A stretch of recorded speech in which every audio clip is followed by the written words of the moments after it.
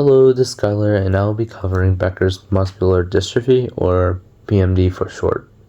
BMD is genetically inherited muscular dystrophy caused by mutations in the dystrophin gene that can lead to it being reduced or partially functional. BMD causes progressive skeletal muscle weakness, prominently in the hips, thighs, and calves. It often leads to a wobbling gait. Dystrophy causes the difficulty in running or climbing stairs, toe walking, and eventual loss of independent walking in adulthood. People with BMD usually have symptoms of lumbar lordosis, ankle equinox, and hip contractures. Scoliosis and decreased bone density may develop as mobility is lost. Cardiac impairment is frequent, especially with dilated cardiomyopathy and arrhythmias. These are common causes of morbidity and mortality. Respiratory muscles also weaken, which lead to reduced vital capacity and nocturnal hypoventilation. Cognitive and learning problems are less common with BMD. BMD is inherited through X-linked recessive pattern and affects mainly males. BMD also allows survival into mid to late adulthood, often like 40 to 50 years or more, depending on the cardiac and respiratory complications. Early signs often appear between years 5 to 15 and includes delayed motor milestones, frequent falls, and exercise intolerance, but some males actually present it later with cardiomyopathy or mild weakness. Cardiomyopathy is a progressive heart disease, and it's usually characterized by the abnormal enlargement of the heart muscle. And arrhythmia is irregular heartbeat and the pumping of the blood through the body. For detecting BMD, there are four main ways of really going through the process of it. The neuromuscular exam is a process where the doctor notices symptoms such as calf enlargement and trouble with walking or climbing stairs. During the exam, the clinician checks muscle strength, tone, reflexes, gait, and range of motion to confirm that there is a primary muscle problem rather than a nerve or joint problem. A pattern of hip and shoulder weaknesses, preserved reflexes early on, and tense calves raises the suspicion of dystrophinopathy. The second way of detecting BMD is with blood testing, and this involves creatine kinase, or CK for short. CK is an enzyme that leaks into the bloodstream when muscle fibers are damaged, and BMD is typically marked elevated, sometimes 10 to 100 times above normal, even before the symptoms are severe. Elevated CKs does not prove BMD by itself, but for example, in a boy with suggestive weakness, it strongly supports an active muscle fiber breakdown process and justifies more specific testing. Additional routine blood tests can also rule out other causes of muscle damage, for example, thyroid or metabolic problems. Another way of detecting BMD is through electromyography, or EMG for short. EMG helps distinguish myopathic from neurogenic causes of the weakness. During EMG, a fine needle electrode is placed into selective muscles to record electrical activity at rest and during site contractions. In BMD and other muscular dystrophies, EMG typically shows short duration, low amplitude motor unit potentials with early improvement, a pattern consistent with primary muscle fiber loss rather than motor neuron disease. While EMG is less central now that genetic testing is widely available, it is still useful when the diagnostic is unclear or when the doctor wants additional confirmation that the problem itself is muscle.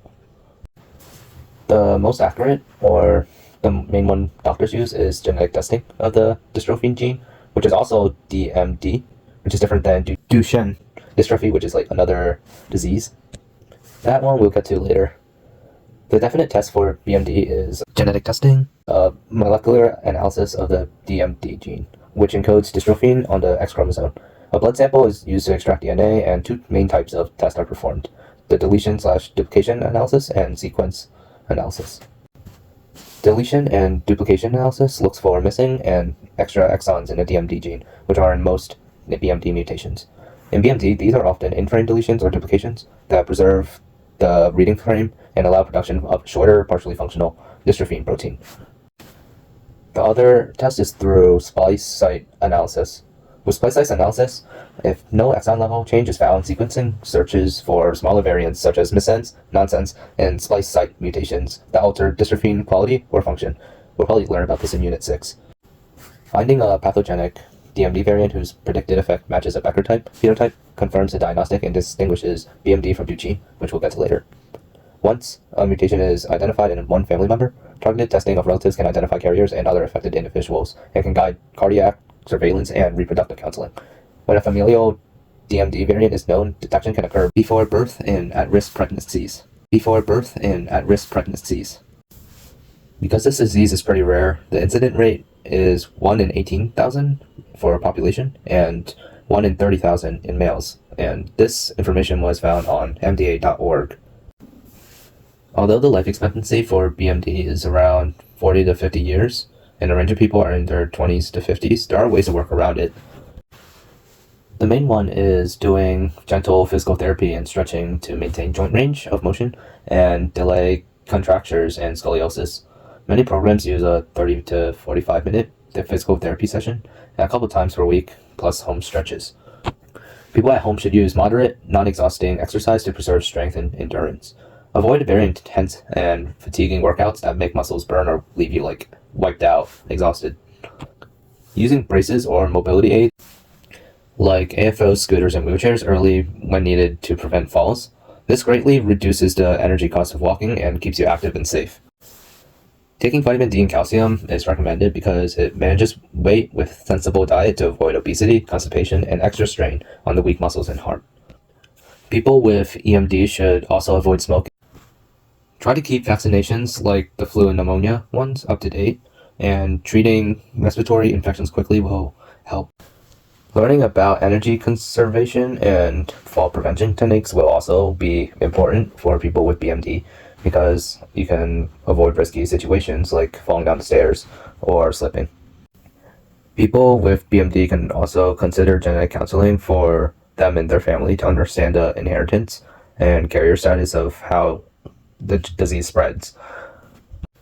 For lethal or carrier spectrums of the BMD, it's not usually lethal in childhood, but it significantly shortens life expectancy with heart failure or respiratory insufficiency in adulthood. The same DMD gene, when mutated in a more disruptive way, out of frame or nonsense mutations, causes the Duchenne muscular dystrophy, which is considered a more lethal childhood form on the same molecular spectrum. So, in general, DMD mutations create a continuum from severe Duchenne to milder Becker phenotypes rather than a completely separate disease. Now we're moving on to the molecular information. Anyways, this dystrophy is located on the short arm of the X chromosome at band XP21, and the DMD gene is actually very large, being around 79 exons or 2.4 MBs. BMD is caused by pathogenic variants in the DMD gene, which encodes dystrophin, a cytoskeletal protein that links the intra-actin cytoskeleton to the dystrophin, a glycoprotein complex at the sarcolemma, stabilizing muscle fibers during contraction. BMD usually results from in-frame deletions or duplications that remove exons but preserve the reading frame, allowing production of a shorter, partially functional dystrophin protein. Other BMD variants include splice site mutations and some missense variants that reduce dystrophin quantity or function but do not abolish it completely. An in-frame deletion or duplication removes or adds a number of bases that is a multiple of 3, so the codons before and after the mutation still line up correctly. You're wondering what those are? Well, a splice site mutation changes the DNA sequence at or near the exon intron boundaries that tell the cell where to cut and join the RNA. This can cause an exon to be skipped or an intronic sequence to be included, sometimes still keeping the frame but altering the protein. So dystrophin is made in a reduced amount or with missing pieces, again partially functional rather than absent. A missense mutation is a single base change that swaps one amino acid for another one in a protein. In BMD, some missense changes weaken dystrophin stability or its ability to bind partners, but do not completely eliminate its function, so muscle cells have less effective dystrophin, not completely gone. Being not completely gone is a very big difference because, by contrast, the Duchenne muscular dystrophy typically involves out-of-frame deletions or duplications, or nonsense variations that stop dystrophin synthesis, leading to no functional protein and a more severe phenotype. Doctors can detect BMD from DMD with a muscular biopsy as well, which is when doctors remove a small sample of muscle so a lab can look at the fibers and measure proteins like dystrophin to help confirm or clarify the diagnostics of the disease. The pathologist uses immunostaining, which is when antibodies that bind from the dystrophin are applied to tissue and the dystrophy can be seen and semi-quantified. In BMD, the dystrophy staining is reduced or patchy, or shows an abnormal sized protein, whereas in a Duchenne disease, it is nearly or completely absent. For most people today, genetic testing plus the blood CK and clinical exams are enough to diagnose BMD, so people don't really get the muscle biopsy that much anymore. I found this pedigree table online, and it's an example of a family with a history of BMD in their bloodline. As you can see, BMD is passed down recessively, and some males are affected.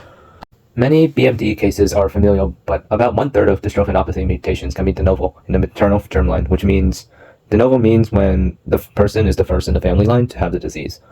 Female carriers may also show mild muscle weakness or cardiomyopathy, so cardiology evaluation is recommended for them carriers. The question you should be asking is, how can a family with no history at all suddenly produce a child with the disease? And there are two possible explanations that are used by doctors. The genetic mutation leading to BMD may have existed in females of a family for some generations without anyone knowing it. For example, no male children were born with the disease, or even if a boy in an earlier generation was affected, relatives may not have known what the disease was. The second possibility is that the child with BMD has a new genetic mutation that arose in one of his mother's egg cell. Because this mutation isn't in the mother's blood cell, it is impossible to detect by standard carrier testing. To wrap it all up, Becker's muscular dystrophy is an X-linked disorder of the dystrophin gene that causes progressive but relatively slow muscle weakness, often beginning in childhood or adolescence and extending into adulthood. It does not have a cure yet, but early diagnosis, cardiac and respiratory monitoring, tailored physical therapy, and thoughtful use of medications can preserve mobility and quality of life for many years. So basically just exercise, and that will help your life expectancy.